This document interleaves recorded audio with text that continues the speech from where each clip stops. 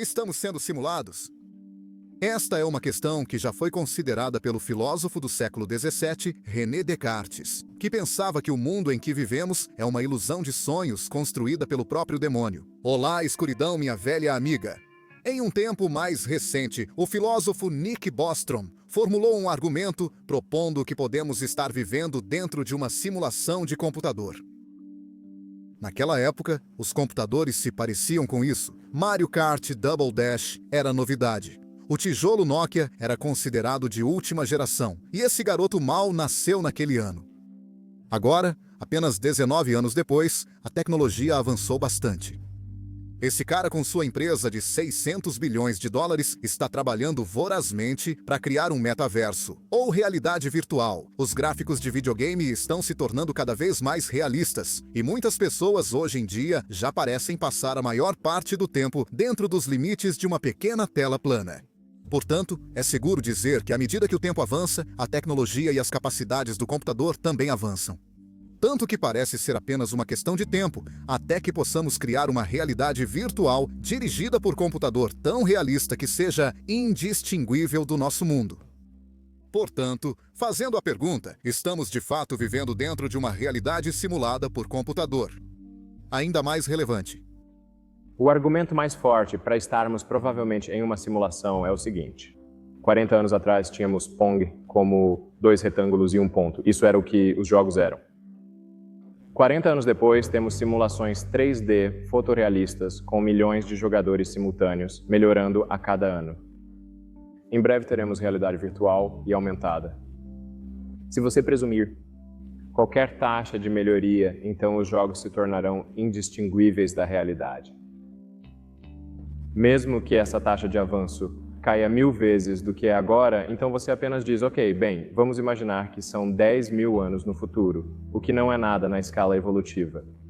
Então, dado que estamos claramente em uma trajetória para ter jogos que são indistinguíveis da realidade, e esses jogos podem ser jogados em qualquer console, ou em um PC, ou qualquer coisa do tipo, e provavelmente haveria bilhões desses computadores ou consoles. Pareceria seguir que as chances de estarmos na realidade base é de 1 em bilhões.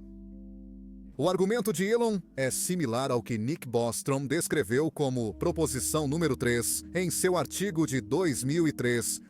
Mas o que falta no argumento de Elon é o que Bostrom descreveu como proposição número 1 e 2. A primeira delas é se nossa espécie vai se extinguir antes de chegar a um ponto em que somos capazes de fazer uma simulação que é indistinguível da realidade. Isso não é uma explicação tirada do nada. A mesma explicação pode, por exemplo, ser usada no paradoxo de Fermi, que se refere ao motivo de não termos encontrado ou visto qualquer evidência de vida extraterrestre, simplesmente porque pode ser da natureza da vida inteligente se autodestruir. E apenas observando nosso comportamento,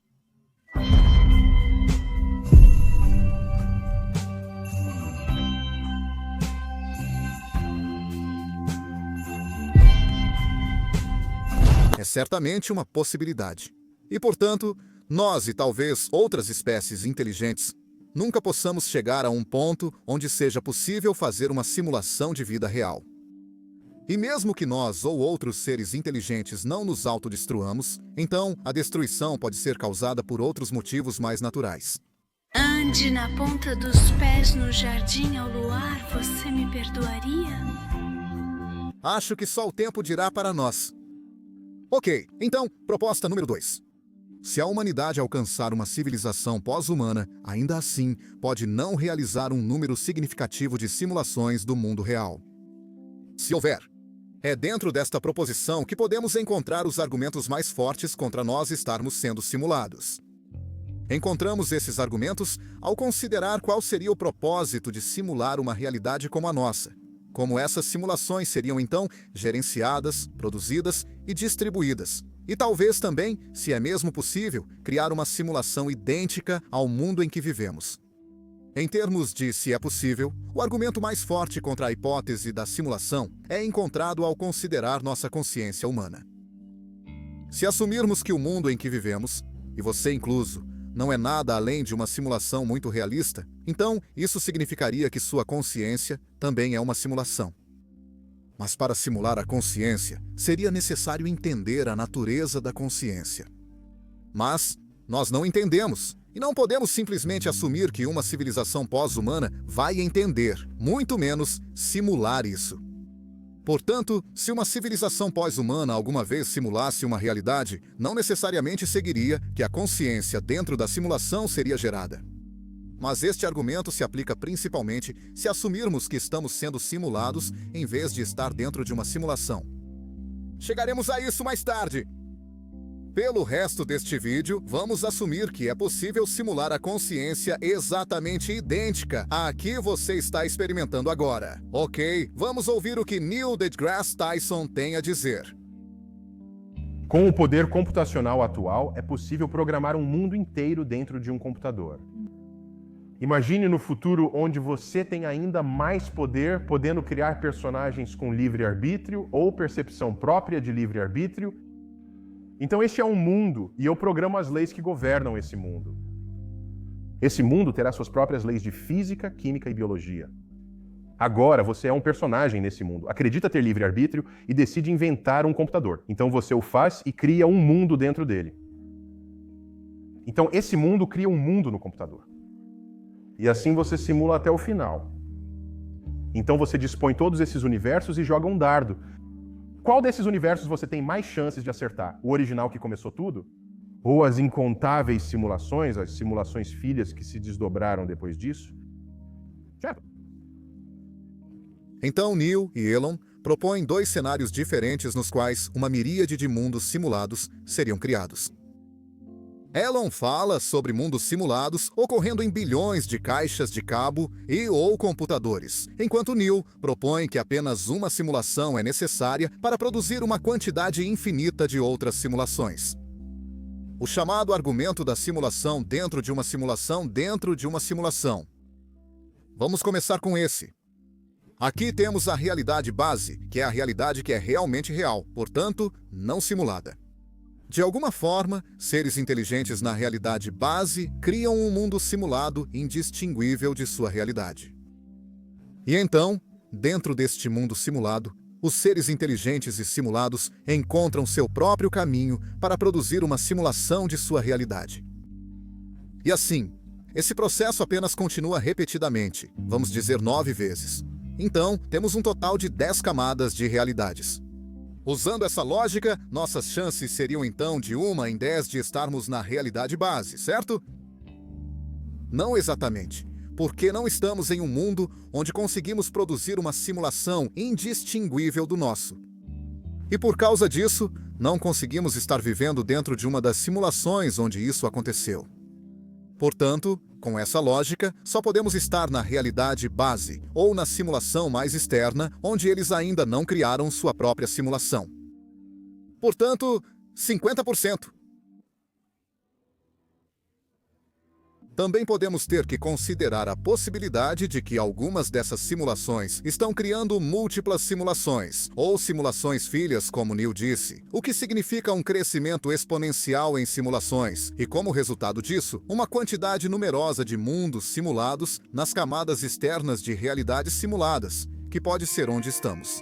Mas há uma consideração que conta contra essa hipótese de simulação de vários níveis, que é que o custo computacional para os simuladores de nível base teria que ser muito grande e aumentar cada vez que uma nova camada de realidade simulada é adicionada em cima de outra.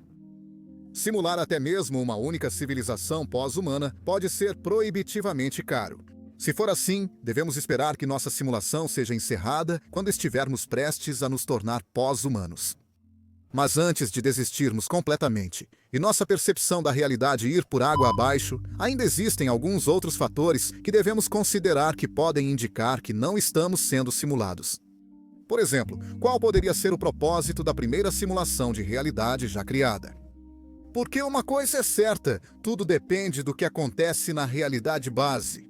Tanto Elon quanto Neil imaginaram que o propósito das simulações poderia ser na forma de um jogo de computador.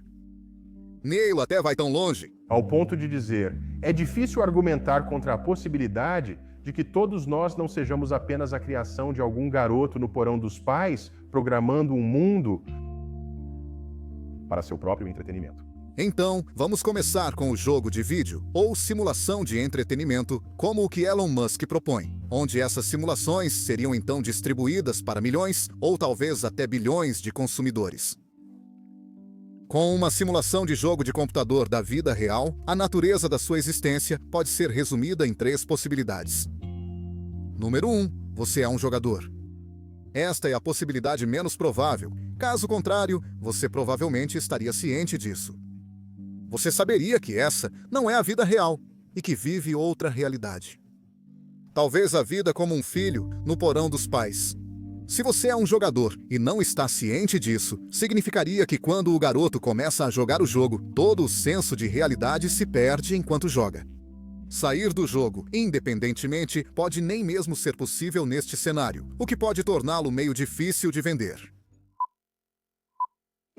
Um mundo, uma pessoa com infinitas oportunidades por apenas 4.999 shekels. Com uma assinatura mensal de 999 shekels, você pode desfrutar de uma vida completamente nova sem nenhuma consequência. Viva, aprenda, ame e brinque. Ao jogar este jogo, você perderá todo o senso de realidade. Tudo o que você conhece será esquecido, incluindo seu ego, família, amigos e entes queridos. Toda a memória será perdida em um lugar desconhecido. Tratamento psicológico decorrente deste jogo não está incluído. Como eu disse, uma venda difícil, e portanto, não parece muito provável. Então, outra possibilidade é que você possa ser um fantoche controlado por um mestre dos fantoches. Isso implicaria que você não é o autor de seus próprios pensamentos e ações. A ilusão de livre-arbítrio, plantada em sua mente, é simplesmente uma criança no porão dos pais brincando com sua mente. A terceira e última possibilidade é que você é um fantoche sendo controlado por absolutamente ninguém, além de sua própria inteligência artificial. Você é apenas uma ovelha dentro deste mundo simulado vazio, com o único propósito de ser decoração para alguma criança no porão dos pais. Olá! Isso estabelece a base para a simulação de videogame ou entretenimento. Agora gostaria de propor, porque não acho que este propósito de videogame ou entretenimento pareça muito provável. Para isso, devemos imaginar como uma civilização pós-humana pensaria. No artigo de Bostrom, ele reconhece que pode haver uma proibição ética contra a execução de simulações de ancestrais por causa do sofrimento que é infligido aos habitantes dentro da simulação. Isso pode fazer você pensar que as pessoas em uma civilização pós-humana não têm ética, certo? Eles são tão cheios de si mesmos. Bem, é provável que tal civilização tenha uma forte ética, porque teriam que estar vivendo em uma sociedade muito funcional, e um elemento que sustenta uma sociedade funcional é a prática da ética. Então, embora isso possa não impedir que eles executem simulações realistas, pode impedir que eles executem bilhões delas, onde os habitantes internos estão realmente e desnecessariamente experimentando consciência e dor, como nós. Bostrom também propõe que civilizações pós-humanas possam se desenvolver em uma direção onde perdem o desejo de executar simulações de ancestrais. E talvez os pós-humanos até considerem tais simulações como uma maneira muito ineficiente de obter prazer, que pode ser obtido de forma muito mais barata e fácil por meio da estimulação direta dos centros de recompensa do cérebro. Enquanto uma simulação de jogo da vida real parece divertida para nós, pode ser entediante para qualquer civilização pós-humana. Portanto, eles podem nem se dar ao trabalho de produzi-la ou distribuí-la para milhões de consumidores, pois pode não haver mercado para isso. Então, se não for entretenimento, então o quê? Vamos imaginar que estamos na realidade base e estamos muito à frente no futuro em uma sociedade mais avançada. Em algum ponto na hierarquia mais alta dessa sociedade, eles perceberão que dentro de um período de tempo relativo, eles serão capazes de criar uma simulação que é indistinguível do mundo real. O que eles fariam com essa nova tecnologia? Eles produziriam em massa e disponibilizariam em algum tipo de mercado livre, ou tirariam proveito disso e usariam para benefícios políticos e sociais? Minha suposição é a segunda. Com esse tipo de tecnologia, seria possível conduzir experimentos em indivíduos, grupos, comunidades e até nações dentro do quadro de uma tela de computador, e as despesas para esses experimentos seriam apenas o que custaria para manter a máquina funcionando.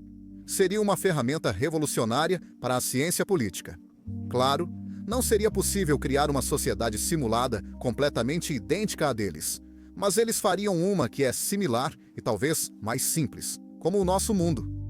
Eles seriam capazes de testar todos os tipos de novas políticas em diferentes contextos e ambientes antes de implementá-las. E ao fazer isso, minimizam o risco que correm ao implementar novas e inovadoras iniciativas. Eles poderiam realizar o mesmo teste milhares de vezes, com pequenas alterações, para aumentar ainda mais o nível de significância estatística e até mesmo entrar na simulação e experimentar em primeira mão o que está acontecendo dentro do experimento, utilizando assim uma abordagem mais qualitativa na obtenção de conhecimento. Eles até mesmo poderiam conduzir um experimento onde os habitantes dentro são confrontados com o fato de que estão sendo simulados. Talvez um novo videogame seja introduzido e distribuído a eles. Um mundo, uma pessoa. Os cientistas da realidade base poderiam então monitorar como o comportamento humano mudaria, como as massas responderiam a uma mudança tão drástica em sua percepção da natureza de sua existência. E se tudo correr bem, então os tomadores de decisão da realidade base podem decidir nunca deixar essa tecnologia se tornar pública. Outro fator que pode impedir os tomadores de decisão do nível base de compartilhar esse tipo de tecnologia é: se existem duas ou mais nações ou áreas superpotências opostas em seu mundo, porque então eles não teriam interesse em compartilhar esse tipo de tecnologia com um poder oposto, pois possuir tal tecnologia poderia facilmente mudar a dinâmica de poder entre eles. Então, poderíamos esperar simulações muito restritas, não na casa dos bilhões, como proposto por Elon Musk. Eu sei que esses cenários são muito especulativos, mas eles têm que ser, porque não há como respondermos com certeza à hipótese da simulação. Tudo o que podemos fazer é especular de acordo com o que já sabemos sobre o nosso mundo. Concluindo, gostaria de propor os dois principais fatores que indicariam que não estamos sendo simulados. Um é que não sabemos se uma consciência idêntica à que estamos experimentando é sequer possível para simular, e dois, mesmo que seja possível, não necessariamente se seguiria que uma civilização pós-humana produziria tais simulações onde os habitantes dentro dela são conscientes. Porque, independentemente do propósito, a simulação pode servir, seja para entretenimento, prazer ou para conduzir experimentos, esses propósitos ainda seriam alcançáveis sem que os habitantes dentro da simulação fossem conscientes.